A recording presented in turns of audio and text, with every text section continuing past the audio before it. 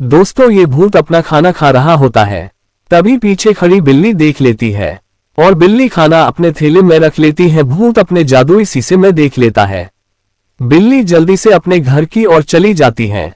बिल्ली को देखकर बिल्ली के बच्चे बहुत खुश होते हैं और खाना खाते हैं। खाना खाने के बाद सो जाते हैं। तभी भूत अपने जादुई शीशे में देख लेता है और अगले दिन खाने में जहर डाल देता है। जो बच्चे अपनी माँ से सच्चा प्यार करते हैं वो चैनल को सब्सक्राइब करें और लाइक कर। दोस्तों जैसे ही बच्चे खाना खाते हैं तभी बच्चे मर जाते हैं।